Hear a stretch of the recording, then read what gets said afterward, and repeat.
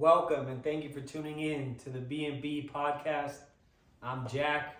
My name's Orlando. And thank y'all for rocking with us. B&B is simply because we got a few things to work out, so that's what we're going with now.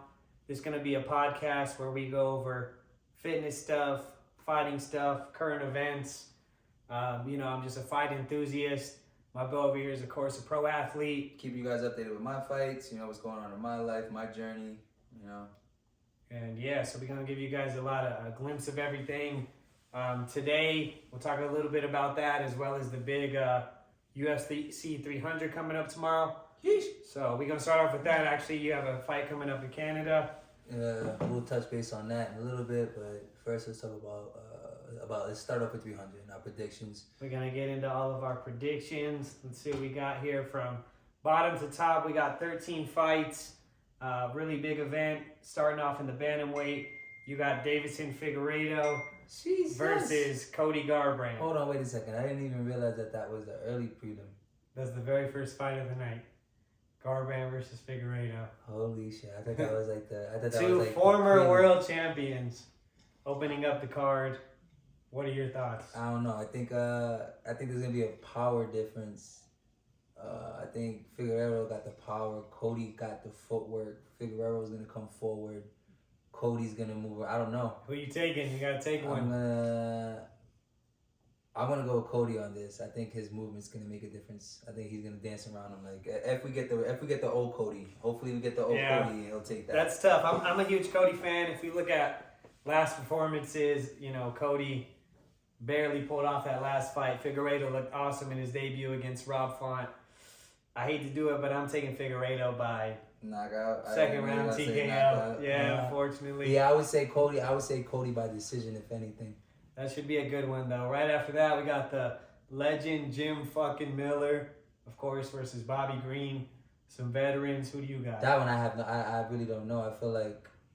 I think that they're gonna clash. You feel me? I feel like it's gonna be a fucking brawl, especially with this with the $300,000 $300,000 fight bonus. Fight bonus. They gonna crash. So I feel like it's any man's game in that one right there, where they're gonna brawl out and someone's gonna get knocked out. Should be a good one. Who you taking? I'm gonna go Jim Miller on this one. I think Bobby's gonna get too excited out there and he's gonna start swinging. He gets a little too showmanship. Yeah, you know what I'm saying? I think he's gonna get too excited being on the card with the pressure of wanting to get that bonus. That's gonna make a difference in a lot of fights too. Oh yeah, I'm going Jim Miller submission. He's getting that $300,000. Could be one of his last fights. I don't think he'll get the bonus. Especially gotta give it to him. I don't think he's gonna get the bonus. It's a tough one.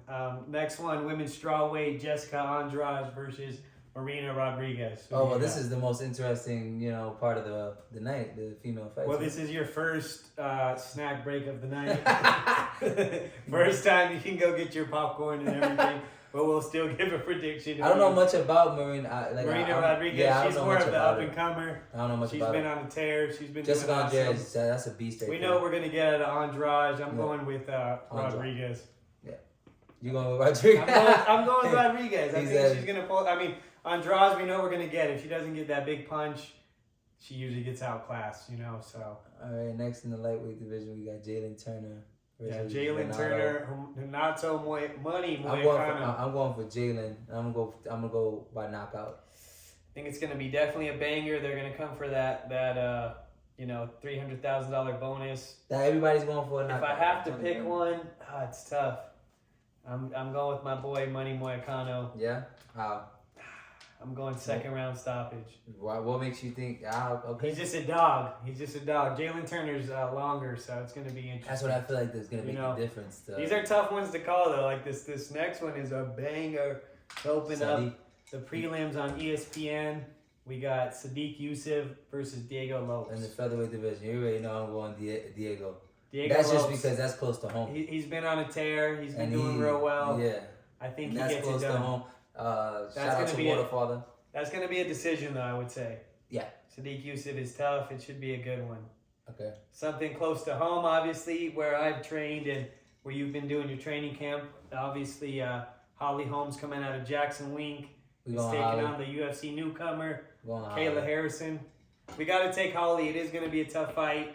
I think her best bet is to weather the storm a bit in the first round, get up from some takedowns. Kayla's definitely let her gas out a little bit. Yeah, she's gonna be crotch sniffing very, very much so in Her the first pressure round. will be nonstop. So it's for like, sure. yeah, stuff those. Stuff You know what I'm those, saying? get back up. Let her waste a little energy in the first round, stay long, and then just do exactly what you do every single other fight.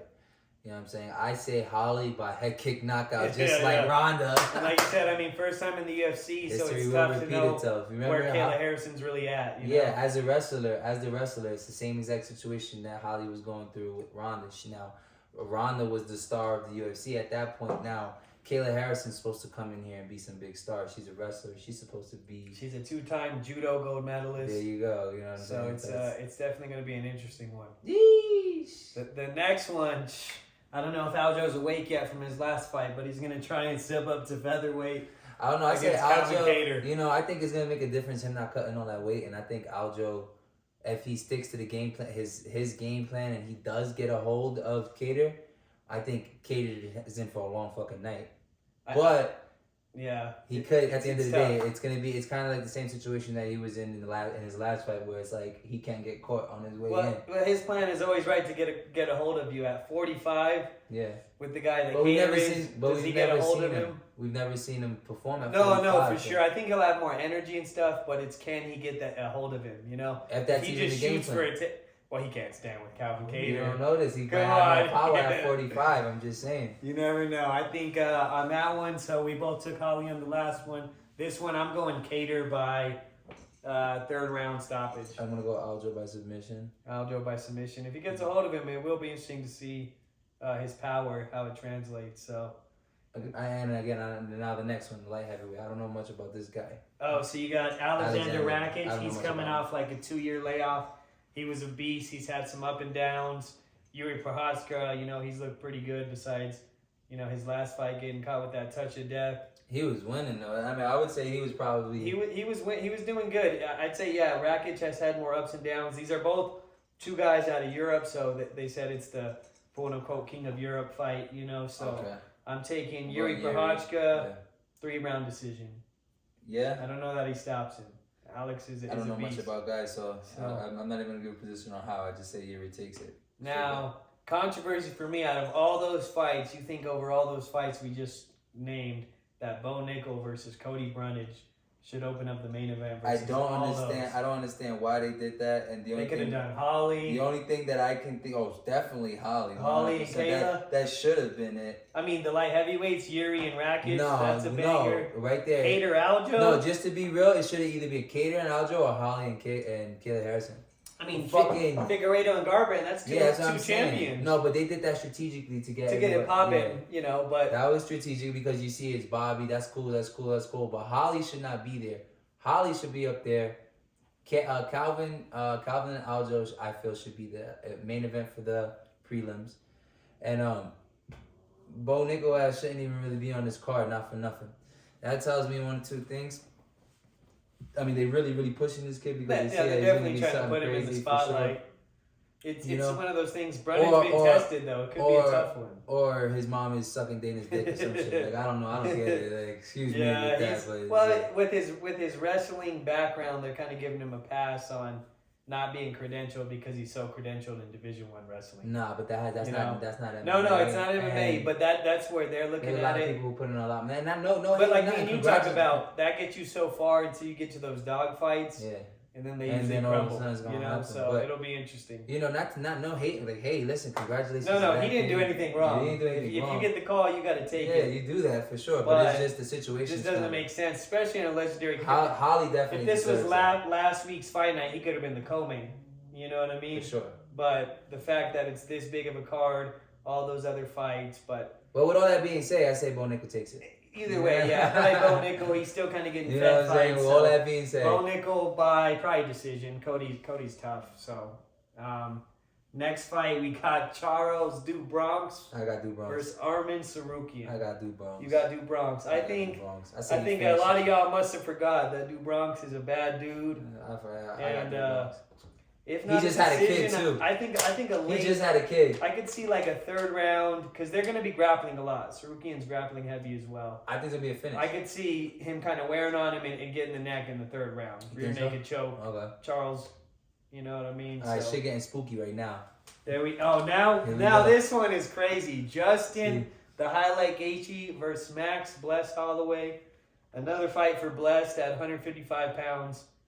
What are your thoughts? Oh no, That's a tough one. I wish they never fought. Yeah, so no, actually, I'm happy. It's gonna be dope. I don't want to see either one of them get beat up. That's what I'm saying. I'm just honestly speaking, if after what I've seen from after what I just seen happen to Poirier.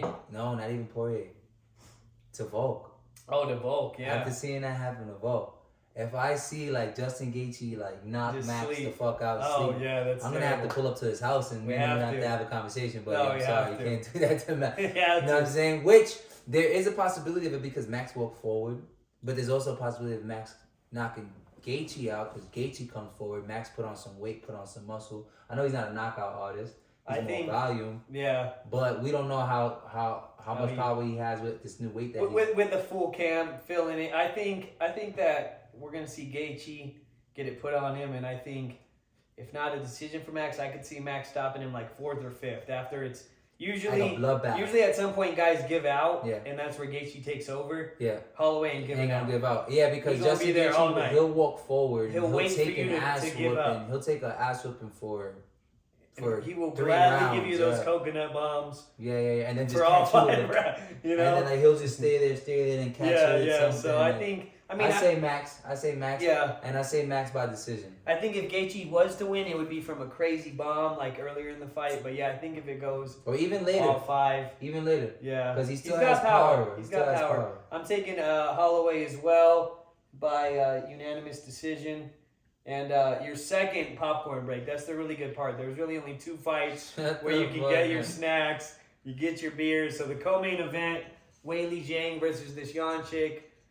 Probably could have put that on a fight night as like the opening card. Nah, Weili. Like the first card on a fight with Weili is or the co-main. She's a beast, but again for this card, that's probably where I'll be outside doing some stuff. You know, so but if we're picking it, we're being honest. I mean, Weili Zhang probably rolls her like she always does. You know. Yeah, I mean the girl's good though. The Yan chick's she's good. She's good. She's got hype. I think the power's gonna be on Weili's side though. Yeah, Weili just hits like a Mack truck. So I think I'm going Weili probably because it's a 5-rounder. I'm going 3rd round stoppage. All right. You know, the main event: Alex Hobotan Pereira, Jamal Sweet Dreams Hill, the light heavyweight title. Jamal Hill was the champ. Vacated it due to injury. Coming back to reclaim his throne. Who you got? Oh no, my God. I think if Jamal Hill didn't blow his Achilles 9 months ago, I'd be confident to pick him. You know, the only thing I don't like is both of them are down to exchange. I think Alex has a little more power. He just posted a video at the UFC Performance Institute, and he shattered the record over like, anybody. Crushed that like on a regular, like it was a Sunday afternoon. So I think if we're just going punch for punch, I think you give it to Alex as well as like I said, he starts landing that calf kick. That's where it's going to be an issue. That Achilles again. Yeah, that's where it's going to be an issue. But I mean, I think Pereira's going to keep his title, and it's going to be by knockout. Yeah, I think Pereira 3rd round stoppage. I say it's going to. I'll probably feel like it's going to happen in the second. You think? Yeah, second, 3rd. Round. Like I think first round, Pereira's going to be a little though. timid. He's going to be a little timid. I think if he starts, we'll know though in the first round if he starts landing kicks at will. Yeah, we're gonna have a problem. Yeah, it's gonna be a big problem. You know what I mean? Which Jamal isn't really a big like bounce around check type guy. So if he starts getting cracked with those, it's gonna be an issue. You know, so we'll get to see how that goes. Overall, great card, one of the best top to bottom cards. You got the 2 bathroom breaks. You know what I mean? So I didn't even realize that. That's the early prelim. What time is that? 3 p.m. our time. So 3 p.m. Mountain West, 5 p.m. Eastern. I'm gonna be on this couch from 3 o'clock 2 p.m. Central. I'm gonna be on this couch from 3 o'clock to 12. Very, very first fight of the night. It's gonna be a stacked card. We're looking forward to it. Next week we'll follow up with our predictions, see how we did. I I'd say, pretty good first episode. We're just getting a feel for it, for the setup, for the chemistry and everything like that. If you like it, tune in. We'll keep it going. Before we get out of here, did you want to go over anything? You want to touch base? No, I just want to put it out there about, I'm making my pro debut my professional boxing debut on April 27th. And what other sports have you competed? I've competed in Muay Thai, I've competed in MMA, I've competed in kickboxing. Now we're getting into boxing. Hopefully by the end of the year. Combat. Hopefully by the end of the year, go to karate combat. So it's kind of like I consider myself just a professional athlete and a professional fighter. And I'm just out here trying to, figure out the best lane for me to take to be able to provide for my family. So we trying boxing out. And we're going to see what happens there. I'm fighting a guy 3-0. He's, a prospect coming out of Canada. We're going to Canada, eh? Me and my boy going to Canada. We pull up. So if there's one thing this shit done, it's taking me to some places that I probably would have never been if it wasn't for fighting. So I'm grateful that I even decided to take this path. But April 27th, we'll speak more about it on the next episode. We will post a link how you can watch it. Yeah, we're about 2 weeks out. Weight's good. Camp's been good. Camp's been great. We're going over there to spoil the party. Any injuries? Anything? Straight. Any hard parts of camp? Nah, I'm good. Out here in the mountains, opening the lungs up. You're fighting a 3-0 guy in Canada. 6 rounds for my first We're going fight. from the bottom of the map to the top. It's a hard fight. I'm not gonna say it's not gonna be tough. My first fight. Usually, if you're a debut boxing fight, you do 4 rounds. I'm doing 6. Yeah. So I've been working hard on my cardio. I'm in dog shape. So it should be. The guy is a prospect out there. He's a big part of the gym. So I think it's gonna be. You're gonna be pretty high on the card. Definitely gonna be somewhere in the main. And me and card. you will definitely be the only. Well, I'll be the only one cheering for you. Yeah. You'll be probably. Well, I got a surprise for Calgary. I'm just saying. We're going to Calgary with a little surprise. Pulling up. And also, you know what I'm saying. Like I said, I'm in dog shape and we ready to get active. You feel me? Like we definitely gonna get active. This is my brother. We love to chop it up. We love to talk about shit. Life's put me kind of away from competing and stuff. Grateful to be a part of your journey, be a part of the sport however I can, and definitely more to come. Oh, we gotta touch base on that Y'all too. need to tune in. We gotta touch base. We gotta touch base. We can touch base on it. Yeah, we'll do that next time. We'll touch base. We got a lot of stories, a lot of topics, and we appreciate y'all. Tune in every week. If you're trying to hear the story about how he broke his back with a big booty chick falling on top of him in Cabo, we talk about it. We're gonna talk about it. Next week, if y'all tune in, we'll talk about how I broke my back with a big booty chick falling on me. And Cabo was a hell of a time. Canada coming soon. She was beautiful. And we appreciate you guys. Holla at your guala. We out. Orlando, let them know where to follow you. Oh yeah, I am One Shot on Instagram. I am One Shot. One Shot. Peace.